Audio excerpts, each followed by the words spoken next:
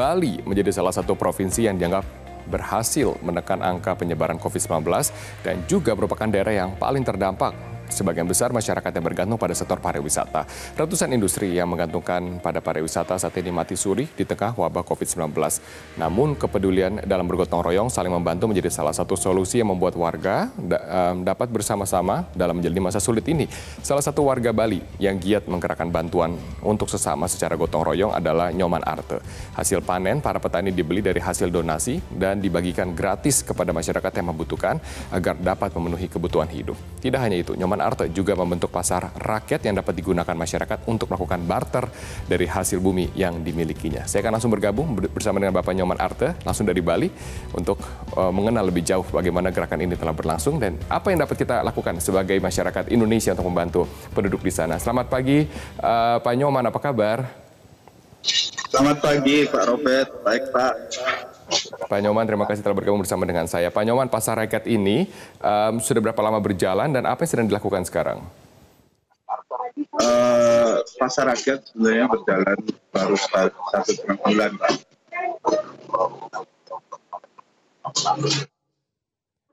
Halo. Sedang dilakukan. Betul, Pak Nyoman, saya bisa mendengar dengan baik. Apa yang dilakukan sekarang, Pak? Ada barter, ada membeli hasil. Kita sekarang berusaha untuk menjaga distribusi dari hasil produksi petani untuk sampai ke masyarakat. Kita tahu di mana daya beli masyarakat sekarang itu turun drastis, terutama di Bali, karena penghasilan masyarakat sudah sangat tidak ada sebenarnya. Jadi karena Bali sudah 95% itu tergantung dari pariwisata. Jadi kita sebagai masyarakat harus ikut aktif dalam menjaga distribusi ini sehingga proses produksi di petani tetap bisa berjalan, kemudian masyarakat tetap bisa makan. Dan ini harus kita lakukan secara gotong royong. Jadi apa yang kita lakukan adalah sebenarnya menjaga aset sosial di dalam situasi pandemi sekarang ini, dan kita harus lakukan bersama-sama. Kita tidak boleh melakukan secara sendiri-sendiri, atau pemerintah juga tidak akan bisa melakukan sendiri. Jadi semua stakeholder harus melakukannya sehingga kita bisa melalui krisis COVID-19 ini dengan baik, gitu, Pak. Betul, setuju Pak Nyoman. Tidak terhitung berapa banyak pekerja yang bergantung pada sektor pariwisata di Bali, apalagi pekerja lepasan yang juga tidak dapat mendapatkan penghasilan apapun di masa seperti ini. Tapi hasil pertanian seperti apa, Pak, yang kemudian dibeli dan dibagikan? Halo, putus-putus, Pak. Putus-putus. Ya, Pak Nyoman, hasil pertanian apa saja yang kemudian dibeli dari petani dan dibagikan? Ini kita tergantung, Pak, ya. Jadi semua kebutuhan sebenarnya, jadi kita juga melihat kalau ada kelebihan produksi di petani. Jadi kita juga ada beras, ada sayur, kemudian kita juga distribusikan ikan, garam, minyak goreng, dan itu kita secara konsisten melakukannya melihat keadaan masyarakat. Dan masyarakat ini sebenarnya juga melakukan penjualan, Pak, penjualan tanpa harus mengambil profit, gitu. Dalam artian kita hanya beroperasi dalam level break-even point. Jadi kenapa kita tidak mengambil profit? Karena profit saat ini, kalau kita ambil profit, itu akan mengurangi kemampuan kita untuk menjaga aset sosial ini. Aset sosial yang saya maksud adalah kesehatan masyarakat, kemudian produksi di tingkat petani.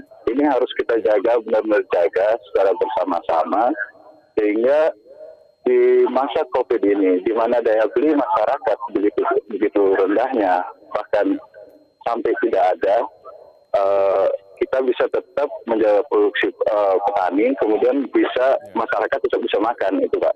Oke, berarti ada 3 kegiatan ya, Pak, ya? Dapat menyerap hasil pertanian, membagikannya secara gratis, menjualnya dengan tanpa profit seperti itu, kan? Siapa saja yang berhak mendapatkannya dan siapa saja yang berhak untuk membelinya, Pak Nyoman, akan saya tanyakan setelah jeda komersial. Kami akan segera kembali untuk Anda. Saya langsung bergabung bersama dengan Bapak Nyoman Arta. Pak Nyoman, berarti siapa saja yang berhak untuk mendapatkan kebutuhan dasar ini? Siapa saja yang berhak untuk membarter? Atau siapa saja yang berhak untuk membeli dengan harga tanpa profit dari Anda? Itu semua masyarakat, Pak, sebenarnya. Jadi kita lakukan di sini subsidi silang atau cross subsidi dari yang bisa membeli dengan harga 100% minim profit. Jadi kita lakukan ini untuk bisa margin yang kita ambil adalah bagaimana kita bisa bergerak dengan sustain. Itu artinya kita harus minimal bisa break even. Nah, siapa saja yang bisa berkontribusi di sini dan siapa saja yang berhak untuk mendapatkannya adalah semua lapisan masyarakat sampai mereka yang tidak mampu bayar gitu kan.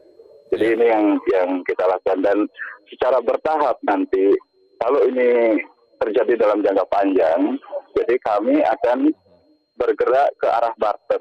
Di mana kenapa kita lakukan barter adalah ini untuk menyiasati jika tabungan di masyarakat sudah tidak mampu lagi menggerakkan distribusi dari pangan ini, gitu Pak. Jadi yang barter nanti yang mempunyai produk, kemudian yang mempunyai aset-aset seperti aset sosial ya kita bilang, waktu, tenaga, skill, kemudian ada aset untuk transportasi itu kita bisa gunakan di dalam proses barter ini. Betul, Pak Nyoman, menjaga daya beli masyarakat sangat penting, apalagi difasilitasi dengan barang-barang kebutuhan dasar yang juga dengan harga yang affordable atau terjangkau dengan margin yang tidak besar seperti Anda. Dan juga mungkin nanti adalah upaya barter. Terima kasih Pak Nyoman telah bergabung bersama dengan saya.